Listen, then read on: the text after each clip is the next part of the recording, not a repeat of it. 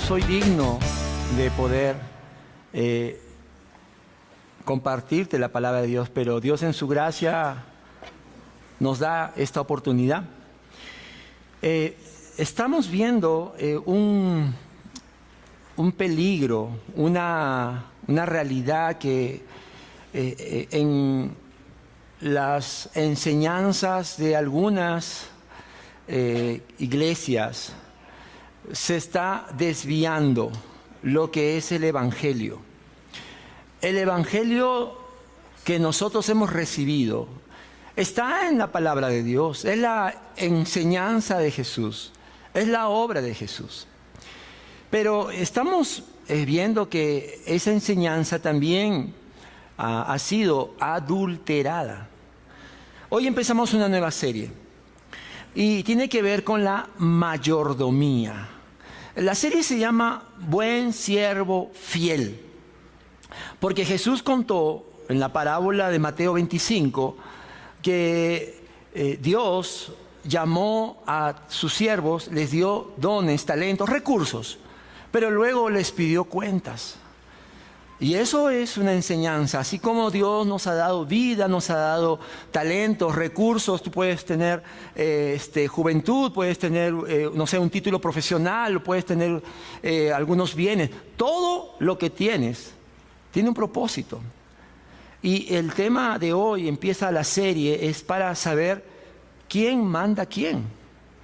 ¿Quién es el que en tu vida es autoridad? ¿Quién es para ti la persona o cuál es la creencia que guía toda tu mayordomía, tu administración? ¿Sabes? Quiero hacerte una pregunta. ¿Dios quiere que tú seas próspero? ¿Dios quiere que tú seas próspero? La respuesta es sí. Pero ahora hay otra pregunta. ¿Qué es la prosperidad? Ahí está la diferencia. Porque si para ti la prosperidad es tener lo último en tecnología, entonces, no, equivocado. Eso no, Dios no te ha prometido. Cristo no murió en la cruz para que tú tengas el iPhone 10 o el Mercedes. No, un ratito. No, eso no es. Si para ti la prosperidad es tener todo bajo control, felicidad, sin ningún problema, por favor, Señor, yo quiero ser feliz y que nada perturbe mi felicidad. Si eso es para ti prosperidad, estás equivocado. Dios no prometió eso. Porque Jesús dijo, en el mundo tendréis aflicción, pero confiad, yo he vencido al mundo. ¿Qué es prosperidad para ti? ¿Qué es la Biblia? ¿Qué dice la Biblia acerca de la prosperidad? Cuando nosotros vemos en la Biblia, y hoy vamos a ver varios pasajes, prosperidad, escúchame, es el resultado de la buena mayordomía. Prosperidad es una consecuencia de la buena mayordomía. Ahí en Mateo 25, no es el pasaje, pero recuerda, vienen estos tres siervos que el Señor les ha dado en la parábola, 5, 2 y 1 talento. Y cuando los dos primeros le dicen, Señor, acá está lo que tú nos diste, y hemos multiplicado, o sea, han sido buenos, ¿qué? Mayordomos. Entonces, ¿qué hace el Señor? Dice, buen siervo fiel, sobre poco fuiste fiel, sobre mucho te pondré. La prosperidad es resultado de la buena mayordomía. ¿Y qué es mayordomía? Mayordomía es usar todos los recursos que Dios te ha dado para su gloria. Eso es mayordomía, sí. Mayordomía es reconocer quién es Dios, quién eres tú, y en base a esa relación, a esa posición que Dios nos ha dado y que Él tiene, entonces yo administro todo, mi tiempo. Estamos hablando de cosas inmateriales como el tiempo, la vida, los talentos, también las cosas materiales como tu sueldo, como tu auto, etcétera, etcétera, tu trabajo. Ahora, el tema de hoy, yo quiero pedir al Señor que Él sea quien hable a cada uno, porque es un tema delicado, iglesia. No siempre tocamos acerca de otras enseñanzas, porque tratamos que la palabra misma nos ilumine. Pero hay un evangelio que no es el evangelio de Cristo. Se le llama o se le conoce como el evangelio de la prosperidad o la teología de la prosperidad. Y es muy atractivo porque va, ¿sabes qué?, a una necesidad que todos tenemos, que es la necesidad de comida, de vestido, de vivienda, pero que se aleja del evangelio de nuestro Señor. Por eso, antes de orar, yo quiero que veamos un video. Es un video cortito y lo quiero compartir. Un ratito, gracias. Lo quiero compartir porque, y vamos a detenerlo, no es muy largo, pero quiero que pongas atención. Este es un apóstol, bueno, se autodenomina apóstol, Guillermo Maldonado, que es parte de esta línea de enseñanza que no la vemos en la Biblia. Y él dice algo que es donde vamos a detenernos. Él dice, la riqueza o el que tú no seas pobre es una parte esencial del evangelio. Escucha. Este episodio de Lo Sobrenatural ahora. Yo te autorizo para prosperar. Hay alguien que diga amén a esta palabra. Hay alguien que diga no más religión en mi vida, no más pobreza en mi vida. No, me rehúso. Tus hijos no serán mendigos, tus hijos tendrán en abundancia. Pero tienes que romper esa pobreza. Los que me ven por televisión, tienes que romper. Cristo vino a llevar tu pobreza para que seas prosperado.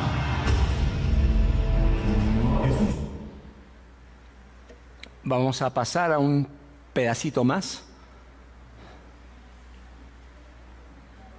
Hoy, desde el Ministerio Internacional del Rey Jesús, en Miami, Florida, el apóstol Guillermo Maldonado. Yo quiero darle la bienvenida a todos aquellos que nos ven. Quiero hablarles o que toman nota acerca de la liberación de la maldición de la pobreza. Y yo quiero establecer desde un principio en la Biblia, establecerlo para que usted lo anota en la Escritura, cuál es que la maldición de pobreza fue llevada en la cruz. Pero lo primero que vamos a establecer es esto: en la unción que Cristo cargaba, la primera parte de esa unción fue para liberar a los pobres. Yo quiero que vaya a Lucas capítulo 4 verso 18. Ese fue el día donde Cristo habló y dijo: el Espíritu de Dios me ha ungido. Mire cómo dice: el Espíritu del Señor está sobre mí, por cuanto me ha ungido. La palabra ungido significa ser sobrenaturalmente empoderado con habilidad divina. Como hombre necesitaba ser empoderado, no como Dios, porque como Dios no necesitaba ningún empoderamiento, pero como hombre necesitaba un empoderamiento divino. Y mire lo que hacía esa unción en él. Mire cuál era la primera obra. Míreme todo, por favor. Mira allá. Y dice: para dar buenas nuevas a los pobres. En otras palabras, míreme todo. La primera parte de la unción de Jesucristo era para hacer libre de la pobreza a los pobres. Entonces ya eso es parte del evangelio, del predicar liberación en nuestra finanza. Todos díganme. ¿Escuchó? Que parte del evangelio es no ser pobres. Ahora, esto no es el evangelio. Y para que no te quepa duda, dile a tu hermano: esto no es el evangelio. Esto no es la verdad, por si acaso. No porque lo has escuchado aquí. Por eso yo pido al Señor que, con mucha sabiduría, no es porque lo escuchaste acá, no es el evangelio que hemos recibido. ¿Por qué? El corazón del evangelio es el mensaje de las buenas noticias de la gracia de Dios, quien envió a su único Hijo para liberarnos de la esclavitud del pecado y tener paz con Dios. Ese es el mensaje central.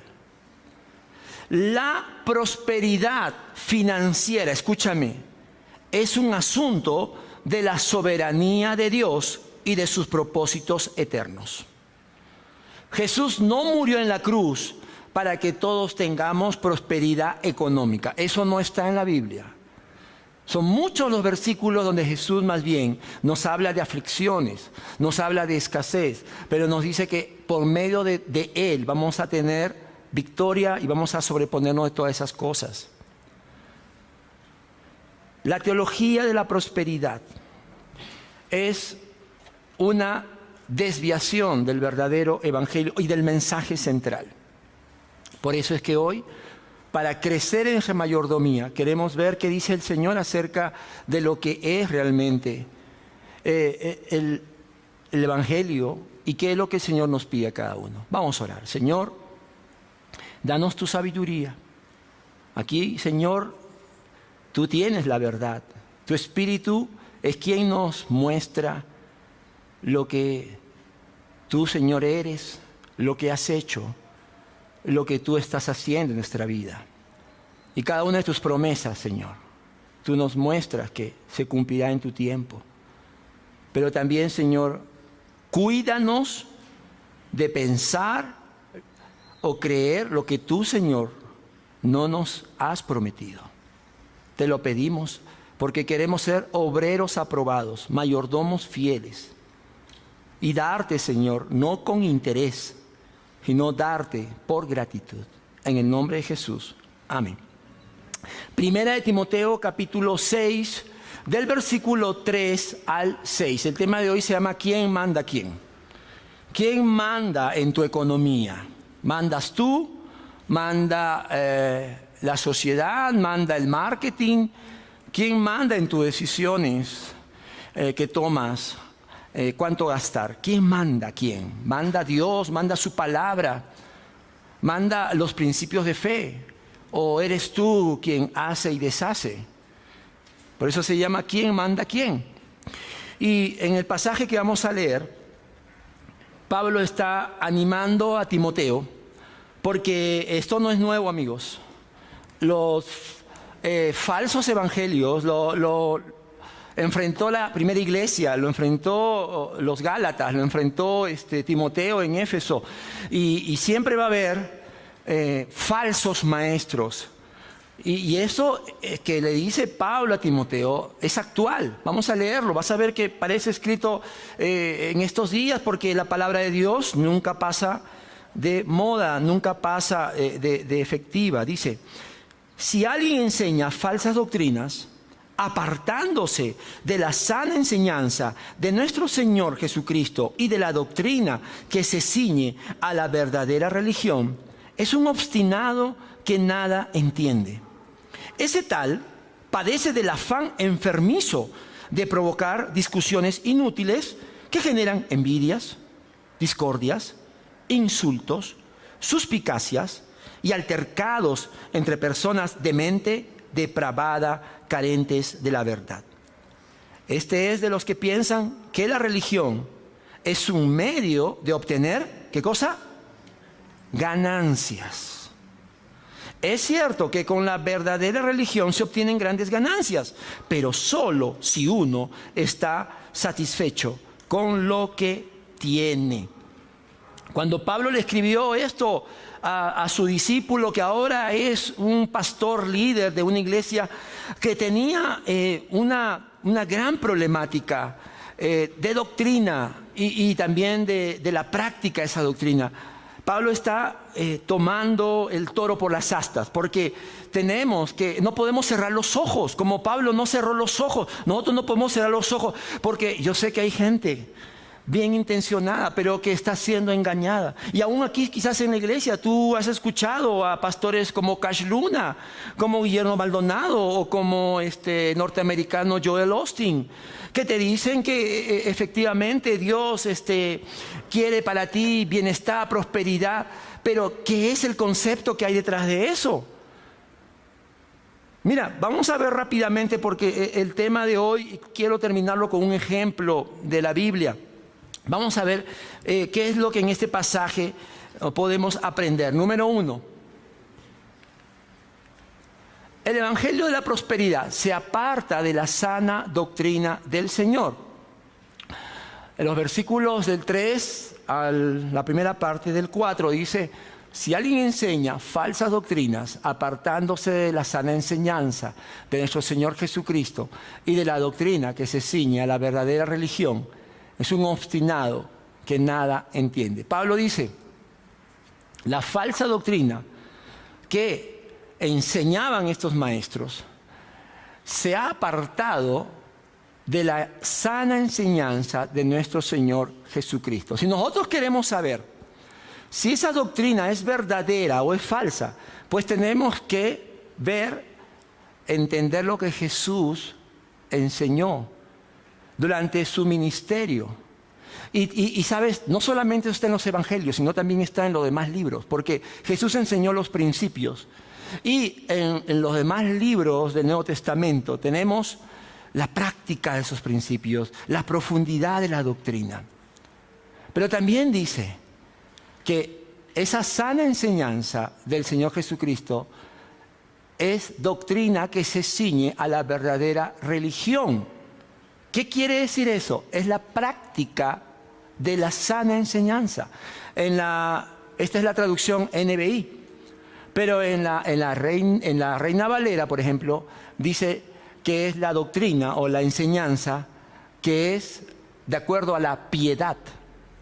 Piedad o verdadera religión está hablando de la práctica. Es decir, una falsa doctrina, recapitulando, es aquella que Jesús no dijo, no enseñó. Y Jesús nunca dijo, crean en mí y tendrán riquezas. Nunca dijo eso. Si usted lo encontró en la Biblia, por favor me lo enseña y yo voy a revisar qué Biblia tiene. Y Jesús tampoco vivió esa piedad, esa vida práctica. Él más bien dijo, ¿sabe qué dijo Jesús? El Hijo del Hombre no tiene ni una piedra donde acostarse. O sea, la enseñanza y la vida de Jesús es lo que nosotros entendemos es el Evangelio, el corazón del Evangelio. Entonces usted y yo no debemos seguir lo que dice un hombre. Para eso hay que leer Biblia, para eso hay que conocer Biblia. Porque si tú no lees la Biblia y solamente te contentas con lo que dice un hombre, un maestro, un líder, un pastor, cuidado, porque puede ser llevado a ser confundido. Pero mira, esto es la realidad que estaba enfrentando esta iglesia y que estamos enfrentando hoy. Pero hay una consecuencia. Dice, es un obstinado que nada entiende. Hay una consecuencia. Mira, cuando uno cae en el error, sigue en el error, cree en el error, dice Pablo, se vuelve un obstinado. Ahora, esta palabra es interesante. Esta palabra en el griego es tufo, no tufo, tufo. Tufo significa alguien que está inflado, hinchado. ¿De qué? De arrogancia. Es un engreído. Por eso la Reina Valera dice, está envanecido.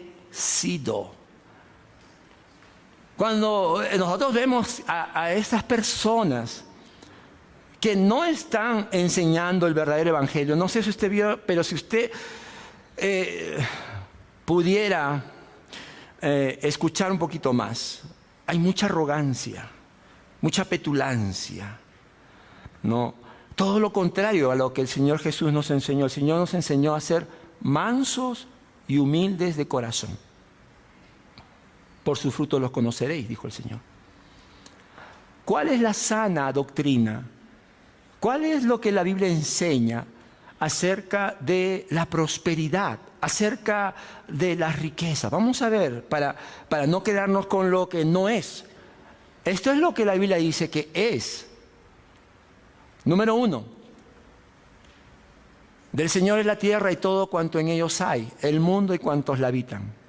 Salmo 24:1. Número 1, Dios es el dueño de todo, nada es mío. ¿Está claro? ¿Está bien sencillo? Nada es mío. Dios es dueño de todo cuanto hay en la tierra, el mundo y cuantos la habitan. O sea, hasta yo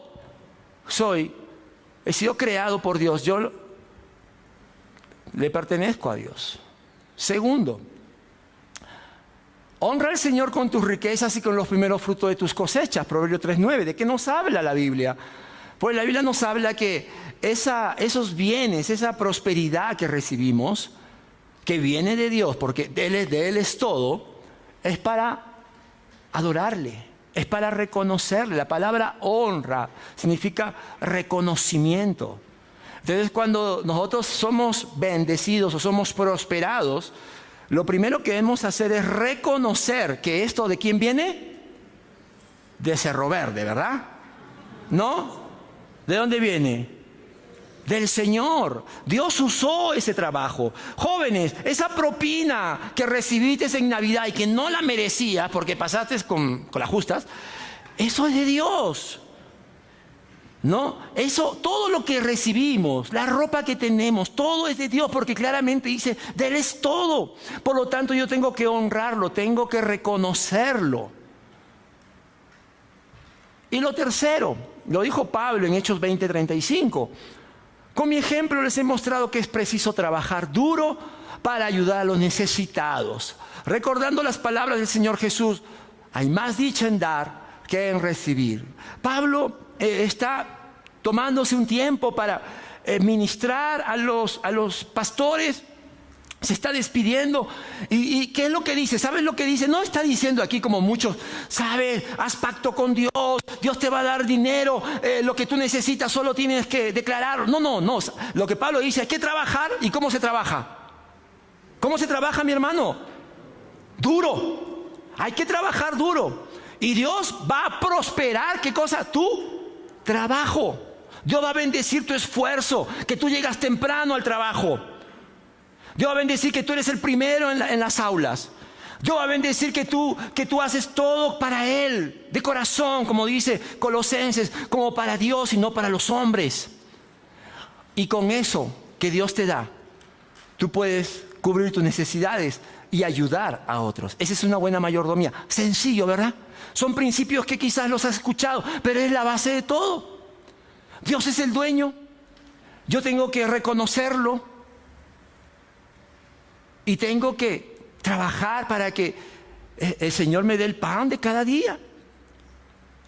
Como decimos, ¿no? O vives por fe o vives de la fe. O sea, no, tú vives por fe, pero la fe también merece que tú des pasos de obediencia. Por eso, un buen mayordomo, como dice Jesús en la parábola de Mateo 25, es uno que practica la mayordomía bíblica. La mayordomía según la Biblia lo enseña, no lo que yo quiero escuchar o me está enseñando alguien que me gusta, eso de ya no voy a ser pobre, etcétera, etcétera. Pero sigamos viendo el pasaje ahora. Lo segundo que vemos en el pasaje es que el evangelio de la prosperidad está infectado de orgullo y egoísmo. Mira, el centro es el hombre. El pasaje, el versículo 4 y 5, la segunda parte del versículo 4 dice, ese tal, está hablando del falso maestro o los falsos maestros, padece del afán enfermizo de provocar discusiones inútiles que generan envidias, discordias, insultos, suspicacias y altercados entre personas, está hablando de sus seguidores, de mente depravada, carentes de la verdad. Si bien es cierto, hay una responsabilidad en el que enseña, también hay una gran responsabilidad en el que sigue esas enseñanzas. Pablo va a decir que en los últimos tiempos habrá quienes tienen comezón de oír. Oh, yo ya sé que Cristo murió en la cruz, ya sé que Dios me ama, pero quiero más. Y yo te pregunto, ¿qué más quieres? Que Dios envió a su Hijo y murió en la cruz. ¿Quieres más muestra de amor y de compromiso de Dios para contigo? ¿Quieres más? Sí, necesito una casa en Mejía para creerle que Él me ama. ¿Eso sabes cómo se llama? Eso se llama codicia. Eso es lo contrario, contentamiento o codicia. Uno de los dos va a llenar tu corazón. Y lo que dice Pablo es que este maestro o estas personas y sus seguidores generan envidia, discordias, insultos, suspicacias, altercados. Es decir, todos son frutos de un corazón orgulloso y egoísta. Pero un ratito, antes de que señalemos a otros, mírate tú, yo me miro a mí mismo. Esto está en nosotros. Por si acaso, desde que nacemos, nuestro corazón es egoísta. ¿Sí? ¿Has visto a los niños cómo se pelean por sus juguetes? ¿Sí? ¿Cómo pelean? Es el corazón del hombre. Así nacemos. Y es la obra de Cristo en la cruz lo que cambia esa naturaleza para hacernos, más bien, personas generosas, personas humildes. Pero eso solamente se puede con la vida de Cristo en nuestro corazón.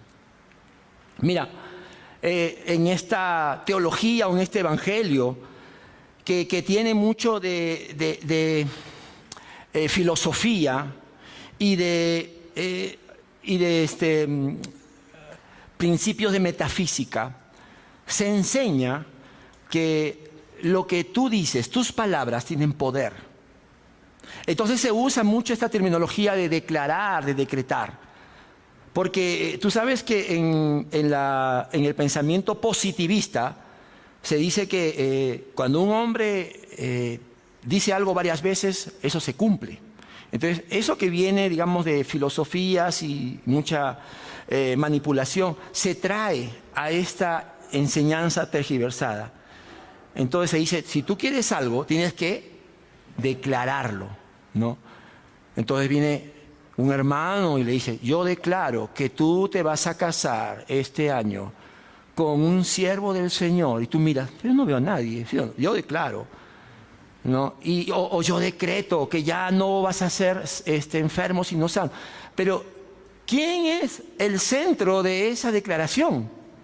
Lo que yo quiero, que puede ser muy bueno, que puede ser bien intencionado, pero no es necesariamente la voluntad de Dios. Bien va a decir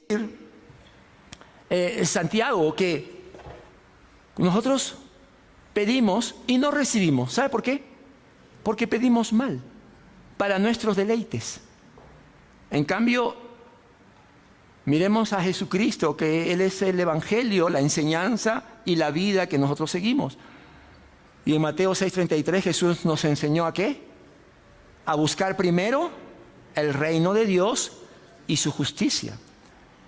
Y cuando estaba en el Getsemaní, Él no dijo, Señor Padre, yo decreto, yo declaro. Lo dijo, Señor, que se haga tu voluntad. La pregunta es, ¿dónde está Dios en la teología de la prosperidad? Él es un sirviente, Él es un mozo, Él es un cajero automático. Tienes que darme lo que yo quiero, Señor, porque soy tu hijo. Pero Dios no nos hizo hijos para convertirse en nuestro sirviente. Mientras que Jesús nos enseña que Él tiene que reinar en nuestras vidas. Él es el centro de todo lo que hacemos. Por eso, este autor, P.B. Power, dijo lo siguiente, mira, interesante. Podemos poner una moneda tan cerca de nuestros ojos que ocultemos al mismo sol. Y podemos poner nuestro ínfimo ser en una posición tal que eliminemos a Dios. No sé si usted ha hecho ese ejercicio de tapar el sol con un dedo o poner una moneda. Usted dice, yo voy a tapar el sol, ¿no? Pone su dedo, así como la figura, o pone la moneda. Le pregunto, ¿usted está tapando al sol realmente? ¿Usted es más grande que el sol? No, ¿verdad? Pero en la teología de la prosperidad, uno se pone en el centro y dice, Señor, yo tengo sueños. Yo quiero lo mejor para mi familia, yo quiero lo mejor para mi salud, yo quiero lo mejor, Señor, para glorificarte. Pero en el fondo, soy yo quien quiere hacer su voluntad. Y eso no nos enseñó el Señor Jesús. Por eso, el buen mayordomo es el que pone a Dios y a sus propósitos primero. Si yo quiero ser aprobado, tengo que decir, Señor, muéstrame tu voluntad. Dijimos al comienzo que la prosperidad es un asunto de la soberanía de Dios. Dios va a prosperar a los buenos mayordomos, pero Dios verá cuánto. Dios verá cuándo. Y no depende de mí, de lo que yo decrete, sino de lo que Dios en sus propósitos eternos, Él determine. Por eso en el Nuevo Testamento tenemos a los siervos de Dios como Pablo, como Pedro, como Juan, quienes también ejemplificaron una buena mayordomía y no tuvieron las posesiones que todos buscaban. Y lo tercero, el evangelio y la prosperidad solo piensa en obtener más ganancia. Mira lo que dice el pasaje ya en la última parte, del versículo 5 al 6. De los que piensan que la religión es un medio de obtener ganancias. Es cierto que con la verdadera religión se obtienen grandes ganancias, pero solo si uno está satisfecho con lo que tiene. Mira lo que dice Pablo, es muy actual. Hay personas, y puede ser tu caso o el mío, por el cual hemos dado un paso para acercarnos a Dios, ¿sabes qué? Por necesidad. Eso puede pasar como no puede pasar. Y eso suele ser una manera que Dios en su soberanía nos atrae a Él. Pero lo importante es que una vez que escuchamos el Evangelio, que es el mensaje de la vida, la obra de Jesucristo, y entendemos que Jesús vino para salvarnos del pecado, de lo que nos tenía alejado de Dios, y que Jesús vino y murió ya en nuestro lugar para que nosotros seamos salvos por gracia. Entonces empezamos a buscar ya no los beneficios de Dios, sino buscamos al Dios que nos amó, que nos ama, que se sacrificó por nosotros. Por eso, si para mí Dios, Jesús, es todo en mi vida, yo estoy satisfecho. Yo ya tengo esa salvación que ni nada en el mundo ni dinero lo puede comprar. Y con esa vida, con esa verdad que tengo, yo vivo satisfecho. Por lo tanto, mi gozo, mi contentamiento, que este es el tema de la próxima semana, el contentamiento, va a hacer que yo disfrute de lo que ya el Señor me da. De esa familia, con problemas y todo, pero es lo que Dios me está dando ahora. De una iglesia que quizás no es perfecta, tiene sus errores, pero yo me gozo, yo tengo satisfacción. De un trabajo en donde quizás sí hay injusticias y todo, pero tengo trabajo. ¿Cuánta gente quisiera tener el trabajo que tú tienes, amigo? ¿Cuántos quisieran tener el jefe que tú tienes? ¿Cuántos quisieran tener el pastor que tú tienes? Escúchame, pero algunos solamente ven a Dios como un medio, o la fe como un medio ¿de qué? Quiero mejorar mi situación económica. Oh, ya, mira, en esta iglesia parece que hay plata. Oh, ya. No están viniendo por el Señor que envió a su Hijo Jesús. No están entendiendo que la necesidad mayor está en su salvación y que luego ya Dios añadirá. Mira, el salmista, en el famoso Salmo 23, David escribió: unges mi cabeza con aceite, mi copa está rebosando. ¿Qué decía David? Mira, cuando David escribió esto, seguramente él entendió que no importaba su situación, no importaba dónde estaba, si tenía o no los bienes, las riquezas, no sé. Él entendía que su mayor ganancia era Dios y esa relación que tenía. Él decía: mi copa está rebosando. Es una manera poética de decir: Señor, tú llenas todo lo que yo quiero, todo lo que yo necesito. ¿Cuántos dicen amén? Eso es contentamiento. Y cuando tú tienes este contentamiento, ¿sabes? Las cosas materiales las vas a entender y las vas a ir disfrutando, pero no te vas a enamorar de ellas. Y te voy a mostrar 3 hombres de la Biblia que vivieron en contentamiento. Es un poco un adelanto del próximo tema, porque el próximo tema es el contentamiento, administrando con contentamiento. Pero quiero que veas, por ejemplo, el caso de Job. un hombre que expresó lo siguiente: desnudo salí del vientre de mi madre y desnudo volveré allá. Jehová dio y Jehová quitó. Sea el nombre de Jehová bendito. Aquí vemos un principio del contentamiento. ¿Sabes qué? Dios te da y Dios puede también no darte. Y tú descansas en esa soberanía de Dios. Pero si tú te aferras a lo material, ¿qué va a pasar cuando Dios te lo pida? Como le pidió quizás a Abraham su hijo. ¿Vas a perder tu gozo? Contentamiento entonces es, no importa lo que yo tenga, lo que tengo lo recibo por gracia de Dios. Segundo, por supuesto, nuestro Señor Jesucristo, el ejemplo perfecto de contentamiento. Mira, aquí no ha perdido nada material, sino ha perdido a un amigo, a Lázaro. En Juan capítulo 11, él va a buscar a la familia de su amigo. Y frente a la tumba, mira lo que pasó, dice, entonces quitaron la piedra de donde había sido puesto el muerto. Y Jesús, alzando los ojos a lo alto, dijo, Padre, gracias te doy por haberme oído. Yo sabía que siempre me oyes. El contentamiento no solamente es para cuando hay alguna situación económica o material, buena o mala. También es en cada etapa de la vida. Hoy día puede estar tu padre, hoy día puede estar tu madre, tus hijos, pero otro día no lo puedes tener. Quizás parten a otro país, qué sé yo.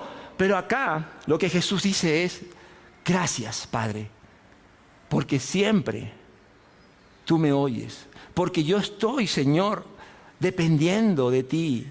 Ese oír significa una relación donde Dios Padre se glorifica en la vida de su Hijo. Él obedece. Yo sé que siempre me oyes. Tiene una confianza en que todo lo que está pasando obedece a un plan superior. Y el tercer ejemplo es Pablo. ¿Cómo expresa su contentamiento? Dice, manténganse libres del amor al dinero y conténtense con lo que tienen, porque Dios ha dicho, nunca te dejaré y jamás te abandonaré. Pablo dice, ¿saben por qué yo tengo esta actitud que nada me falta y estoy tranquilo? Porque Dios ha dicho, es su promesa, que nunca Él me va a dejar, nunca Él me va a abandonar. Porque puede ser que tenga escasez de trabajo, pero Dios está conmigo. Yo creo que eso ha sido el testimonio que escuchamos la semana pasada, ¿se acuerda usted? No tengo trabajo, decía una familia, pero Dios está conmigo. Y teniendo a Dios, tengo esperanza, tengo confianza. Este es contentamiento. Por eso, un buen mayordomo disfruta de satisfacción espiritual y material. Pablo va a decir que la fe en Dios nos va a dar ganancias, pero siempre y cuando tengamos primero satisfacción con lo que ya tienes. ¿Y qué es lo que tienes? ¿Qué es lo que ya nadie podrá arrebatarte? La fe en Dios. Eso es lo más grande que tú tienes y eso es lo que tienes que transmitirle a tus hijos, a tu familia. Pero vamos a terminar viendo un ejemplo de la Biblia que está en Hechos capítulo 8. Es el relato de Simón el hechicero. Hechos 8, del 9 al 24. Para comparar, mira lo que pasó, como te digo, esto la iglesia lo tuvo que enfrentar y lo enfrentaremos nosotros y será una lucha donde vamos a tener que siempre ver qué hizo el Señor para no caer en error. Hechos 8 del 9 al 24. El caso de Simón el hechicero o Simón el mago. Cómo se parece a lo que es este evangelio que se aleja de la sana enseñanza de Jesús. Mira, dice así, desde antes había en esa ciudad un hombre llamado Simón que, jactándose de ser un gran personaje, practicaba la hechicería y asombraba a la gente de Samaria. Todos, desde el más pequeño hasta el más grande, le prestaban atención y exclamaban: este hombre es al que llaman el gran poder de Dios. Número 1, Simón engañaba y asombraba a muchas personas que creían ver en él la manifestación de Dios. Este es el gran poder de Dios. Ese es uno de los pastores también que enseña esta teología, Cash Luna. Y dice que Simón lo practicaba en Samaria. Samaria era una cultura sincretista. ¿Sabe qué significa sincretista? O sea, hay de todo un poco. Tenían trasfondo, raíces judías, pero habían sido invadidos por asirios y por otras culturas. Entonces finalmente hicieron una mezcla, una ensalada de todo. Y Simón entonces aprovechó, ¿no?, esa confusión, esa indefinición, como se aprovechan muchos de estos falsos maestros. Segundo, mira, dice el versículo 11, los seguían porque por mucho tiempo los había tenido deslumbrados con sus artes mágicas. Si hay algo que atrae bastante, como en el tiempo de Simón, es que la gente de Samaria buscaba lo espiritual, buscaba lo diferente. Y escúchame, mira, nosotros tenemos que buscar también los tesoros de la Biblia cada día para nuestro crecimiento. ¿Me está entendiendo lo que le digo? Nosotros tenemos que leer la Biblia y tenemos que pedir al Señor que nos muestre en su palabra los tesoros, las verdades que tenemos que aprender, seguir, practicar, ¿correcto? Pero nunca debes dejar el Evangelio de Cristo. Nunca debes dejar, por seguir una corriente nueva, como acá quizás Simón, no sabemos bien qué decía, qué enseñaba, qué cosas hacía de rara, pero la gente se deslumbraba. Y justamente este tipo de enseñanza, este tipo de promesa atrae a mucha gente actualmente, ¿verdad? Porque ellos dicen: vamos a ser ricos, Dios, Cristo en la cruz murió para que tú no seas pobre. Obviamente es muy seductor. Y caían, ellos los seguían. Tercero, mira lo que pasó. Este Simón se convierte a Cristo. El versículo 6 y 8, que no hemos leído, dice: al oír Felipe y ver las señales milagrosas que realizaba, mucha gente se reunía y todos prestaban atención a su mensaje. De muchos endemoniados los espíritus malignos salían dando alaridos, y con gran número de paralíticos y cojos quedaron sanados. Y un gran número de paralíticos y cojos quedaban sanos. Y aquella ciudad se llenó de alegría. Simón vio algo que él no tenía. Dijo: oye, esto es algo que yo no puedo hacer. Yo puedo hacer trucos, puedo engañar, pero esto es algo que yo también deseo. Y el versículo 12 y 13 dice: pero cuando creyeron a Felipe, los samaritanos, que les anunciaba las buenas nuevas del reino de Dios y el nombre de Jesucristo, tanto hombres como mujeres se bautizaron. Simón mismo creyó y después de bautizarse, seguía a Felipe por todas partes, asombrado de los grandes milagros y señales que veía. Dice Lucas acá, en esta parte, que Simón creyó, pero dice que él creyó porque tenía un interés. Él buscaba algo que le diera más poder, más control sobre las personas. Por eso lo siguiente es que Simón pretende adquirir con dinero la bendición de Dios. Versículos 18 y 19. Al ver Simón que mediante la imposición de las manos de los apóstoles, porque para esto Pedro y Juan llegaron a Samaria, que mediante la imposición de las manos de los apóstoles se daba el Espíritu Santo, les ofreció, ¿qué cosa? Dinero. Y les pidió: denme también a mí ese poder, para que todos a quienes yo les imponga las manos reciban el Espíritu Santo. Sigo leyendo. Que tu dinero perezca contigo, le contestó Pedro, porque intentaste comprar, ¿qué cosa? el don de Dios con dinero. No tienes arte ni parte en este asunto, porque no eres íntegro delante de Dios. Simón lo que quiere es recibir ese poder que tenían los apóstoles, que había sido dado por gracia a ellos, ¿verdad? ¿Te acuerdas? Esos 11 hombres estaban llevando el evangelio y esto fue una dispensación especial que Dios les dio a ellos de ser los que empezaran el evangelismo en Samaria y Él quiere ese don, esa bendición, pero no lo quiere conseguir como el Señor Jesús nos enseñó a través de Dios, sino lo quiere conseguir con lo material, de manera humana, con el dinero. Y lo que le dice Pedro es muy interesante. Le dice: no tienes arte ni parte en este asunto, porque no eres íntegro delante de Dios.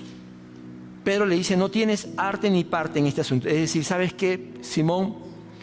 Tú no eres parte del obrar de Dios. No eres parte de lo que Dios está haciendo aquí, porque tu corazón no es íntegro, no es correcto delante de Él. Para poder ser parte de la obra de Dios, tu corazón, mi corazón, tiene que estar íntegro. Tú tienes que presentarte delante de Dios. Tú tienes que conocer lo que Jesús hizo por ti. Y tú tienes que amar y desear a Jesús en tu vida más que nada. Y con eso tú y yo podemos ser parte, podemos ser útiles. Pero lo último, mira qué interesante cómo termina este relato. Dios descubre la maldad de Simón y de todos estos falsos y los llama al arrepentimiento. Versículo 20 al 23 dice: por eso arrepiéntete, 22 y 23, arrepiéntete de tu maldad y ruega al Señor. Tal vez te perdone el haber tenido esa mala intención. Veo que vas camino a la amargura y a la esclavitud del pecado. Y Simón dijo: rueguen al Señor por mí, para que no me suceda nada de lo que han dicho.